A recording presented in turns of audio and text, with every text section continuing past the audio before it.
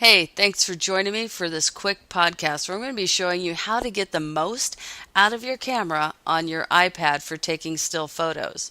Now, for this podcast, we're going to be using the camera app that came on your iPad, although there are several other apps in the App Store if you're not happy with that one. I'm also using an iPad mini, which has a 5 megapixel rear-facing camera. Let's go ahead and open up the app. First thing that you're going to see is that it's going to try to autofocus and judge the exposure of the image. That's that white square. It may also pop up with green squares or rectangles around, which is their way of detecting faces. Let's talk about first how to snap a picture. Really pretty easy. We find that circle on the right side. If I tap it, the shutter goes and it throws it into my camera roll on my Photos app. There is another way to snap a picture by using your volume keys on the side of your iPad.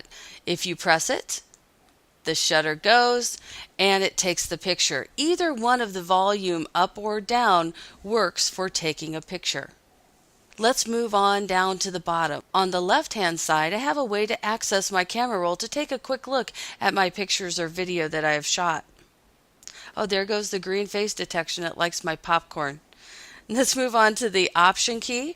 If I tap that, I can turn on a grid that's going to allow me to apply the rule of thirds if I know what that's about, which simply says that at the place where the lines meet is where you want to place the focus of your picture. They're trying to get people away from taking pictures that the center is always the focus area. So use that. It can be your friend. I'm going to turn it off for now. We're going to move down over to the right side. You have two cameras on your iPad, but never use the front-facing camera to take images. It is a much lower quality of megapixels. That is used primarily for FaceTime or for Skyping activities. The next button is a toggle switch that will allow you to turn it over to video. I take all my video through this app versus, say, in iMovie, because then I know it's storing it in my camera roll versus in a different app. If I would ever lose that, I'd be hurting. When you're in the video mode, instead of hitting the camera, you have this red dot. It's flashing when it starts recording. And tap it again to stop it. It then goes down to your camera roll also, which is where video is stored. You can also use the volume buttons to stop and start video. Let's go back to the camera roll. And let's talk about focusing and exposure. Notice that white square again and that green square. It is trying to face detect again and do autofocus and exposure.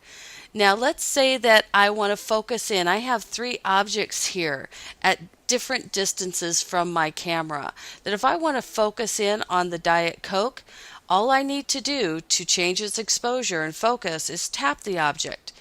You'll see that it changes, tries to adjust a little bit, but it may make my front objects a little more blurry. I'm going to tap the front one. See, it's auto exposure and focus. If I have objects at varying distances, I try to choose the one in the middle so that all of them look pretty good.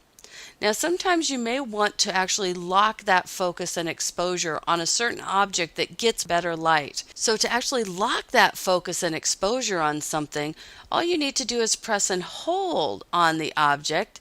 It will pulsate, and then you'll see down there at the bottom it says AE/AF lock. That's autofocus, auto exposure lock.